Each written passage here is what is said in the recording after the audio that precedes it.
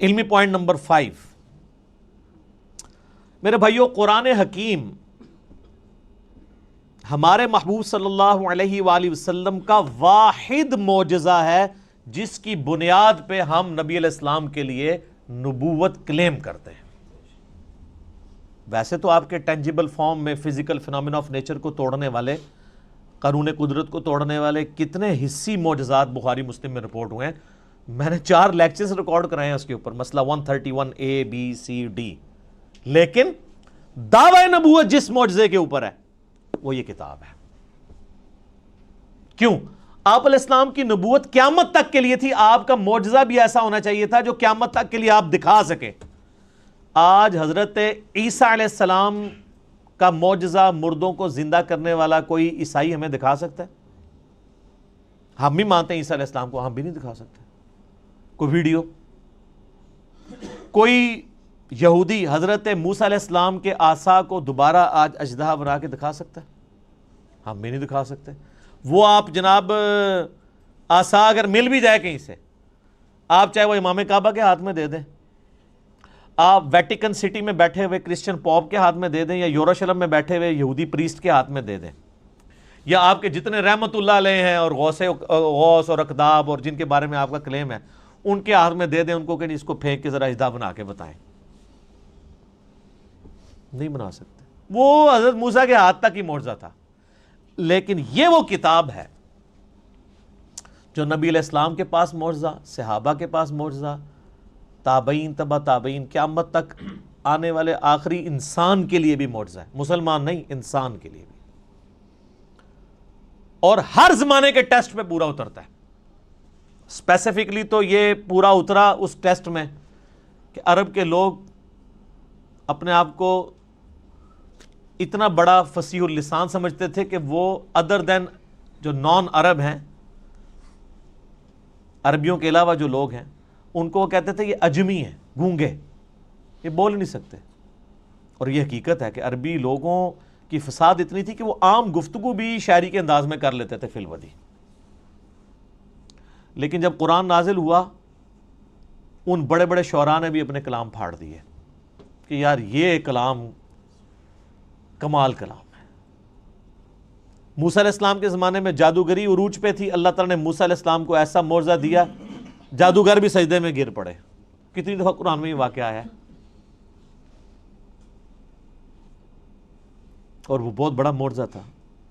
لکڑی کا اژدہا بننا یہ بہت بڑی چیز ہے۔ پلانٹ کنگڈم اینیمل کنگڈم میں بدل رہا ہے، اور پھر اینیمل کنگڈم پھر پلانٹ کنگڈم میں۔ اس کو ذرا امیجن کریں۔ عیسیٰ علیہ السلام کے زمانے میں طب، ڈاکٹری بڑی عروج پہ تھی، ان کو بڑا فخر تھا، لیکن کوئی ڈاکٹر مادرزاد کوڑی اور اندھے کو آنکھیں دے سکتا ہے؟ قرآن حکیم میں سورہ مریم کے اندر، سورہ مائدہ کے اندر حضرت عیسیٰ علیہ السلام ہاتھ پھیرتے تھے، آنکھیں آ جاتی تھی۔ سارے ڈاکٹر فیل ہو گئے، انہوں نے کہا یہ ڈاکٹری سے آج نہیں پاسبل، ڈاکٹری سے آنکھ کسی بندے کی آپ لگاتے ہیں دوسرے کو، اور آنکھ ہو ہی نہ، اور اس میں مٹی رکھ کے اور ایک پرندے کی مورت بنا کے مٹی کی پھونک مارتے تھے، اللہ کے اذن سے وہ پرندہ بن جاتی تھی۔ اب کون سا ڈاکٹر یہ کام کر سکتا ہے؟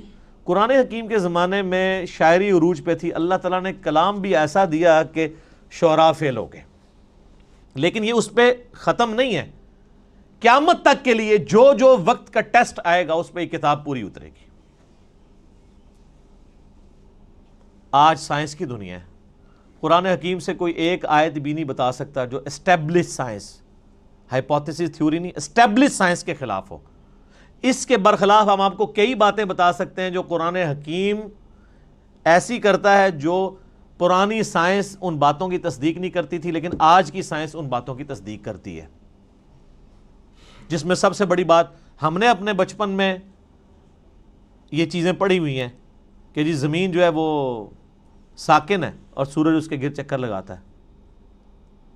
شروع میں بچوں کو سمجھانے کے لیے پڑھا دیتے تھے نا، بعد میں پھر وہ چیزیں، لیکن یہ سٹارٹ بھی ہوئی تھی تھیوری سائنس میں۔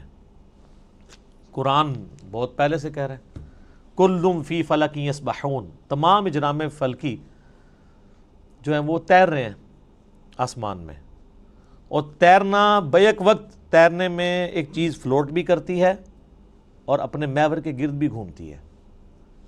جو بھی آپ کوئی بھی گول چیز اگر سمندر میں پھینک دیں نا وہ فلوٹ کرنے کے دوران اپنے محور کے گرد گھومے گی بھی ان ویوز کی وجہ سے. اللہ نے لفظ بھی ایسا استعمال کیا ہے کہ نہ صرف وہ کسی اور چیز کے گرد ریوالو کر رہی ہیں بلکہ اپنے ایکسس کے گرد, اپنے محور کے گرد بھی وہ چیزیں گھوم رہی ہیں. تو قرآن حکیم تو اس چیز کو پہلے ہی ایڈریس کر چکا ہے. اس حوالے سے آپ ایک میرا کلپ بھی ہے Quran and modern versus modern science, وہ آپ دیکھ لیں. ڈاکٹر ذاکر نائک کا بھی ایک ویڈیو ہے پرانی, پھر انہوں نے دوبارہ سے ریکارڈ کرائی تھی, وہ بھی آپ دیکھ لیں. ڈاکٹر مورس بوکائل ایک فرینچ سرجن تھے جو مسلمان ہوئے, تو انہوں نے کتاب وہ لکھی Bible Quran and science, Urdu میں ترجمہ ہوا ہے لیکن وہ ترجمہ بھی اردو والا بھی اتنا مشکل ہے کہ عام بندوں کو سمجھ نہیں آتا. بہتر یہ کہ آپ اسے انگلش میں ہی پڑھیں. تو انہوں نے یہ ثابت کیا ہے کہ اس ماڈرن دور میں جتنی بھی الہامی کتابیں ہیں وہ سائنس کے ٹیسٹ کو پاس نہیں کرتی سوائے اس کتاب کے. ان میں سائنٹیفک فالٹ موجود ہیں. وہ فالٹ اس لیے نہیں ہے کہ ان کتابوں میں کوئی اللہ تعالیٰ کو کوئی غلطی لگی ہے, وہ اس لیے کہ وہ کتابیں ٹیمپرڈ فارم میں تحریف شدہ ہیں. یہ کتاب محفوظ ہے, وہ بھی اگر محفوظ ہوتی تو اس میں کوئی اینٹی سائنس سٹیٹمنٹس نہ آتی. تو یہ ایک علیحدہ سے ٹاپک ہے, گھنٹوں بولا جا سکتا ہے, لیکن میں اسے سکپ کرتا ہوں. Look in the mirror, tell me what do you see?